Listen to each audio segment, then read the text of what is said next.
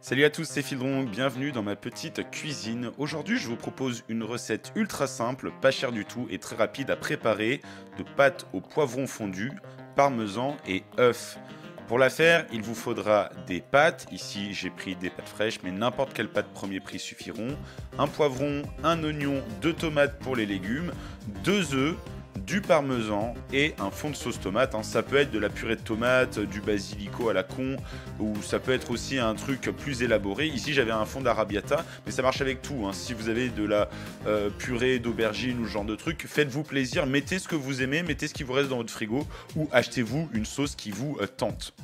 Enfin, pour l'assaisonnement, il vous faudra juste de l'huile d'olive, des herbes de Provence ou de l'origan ou du thym, ce genre d'herbes, vous savez, hein, les herbes du sud.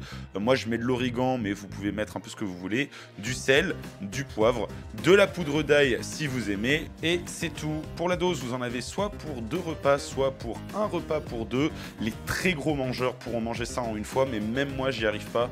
Et sans plus tarder, passons à la recette. Alors on va commencer par couper les légumes. Le poivron, le petit life hack, c'est de le faire par le haut, comme ça, et ben, vous pouvez faire des lamelles très fines, très facilement. Je me prends pas trop la tête, ne vous prenez pas trop la tête, le but c'est de vous faire plaisir et de vous faire à manger, pas de faire un méga festin. Évidemment, vous coupez le poivron comme ça, le oignon, c'est pareil, vous le faites en disons taille moyenne. En fait, le principe de toute manière, ne le coupez pas trop petit parce que le but c'est de faire ce qu'on appelle fondre les légumes. Et en fait, le fait de faire fondre les légumes, ça va réduire de base. Donc, si vous voulez quand même avoir un peu de consistance, ne coupez pas en trop petits morceaux.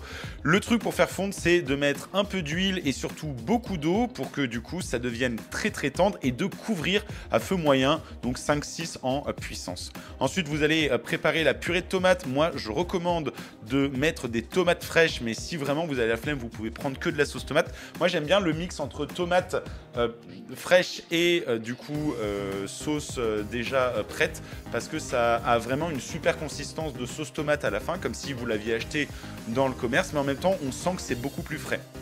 Vous allez mettre ça à feu doux, vous allez couvrir une fois après avoir mis du coup le reste de votre sauce tomate. Là vous voyez, j'ai vraiment fini mes réserves et avec un peu d'eau et un peu d'huile, encore une fois, vous du coup remuez bien et puis ça devrait être bon. Vous laissez cuire comme ça environ 20 minutes. N'hésitez pas à continuer à remuer les trucs de manière régulière. C'est un peu long parce qu'on fait fondre les trucs. Assurez-vous vraiment qu'ils soit bien mou, mais que ça reste consistant. Ça doit pas non plus devenir de la purée. Mettez de l'eau à bouillir pour vos pâtes. Ça, je vous apprends peut-être pas à faire des pâtes. Et vous voyez là, comme c'est joli, c'est tout caramélisé et c'est vraiment bon. Vous avez plus qu'à mettre du coup la sauce tomate avec les petits poivrons. On les fait pas cuire ensemble, évidemment, parce que sinon ça devient justement de la bouillie. Ça, c'est aussi un autre petit secret de cuire les choses séparément. Vous assaisonnez et vous êtes bon. Et je vous jure que ça va être un délice.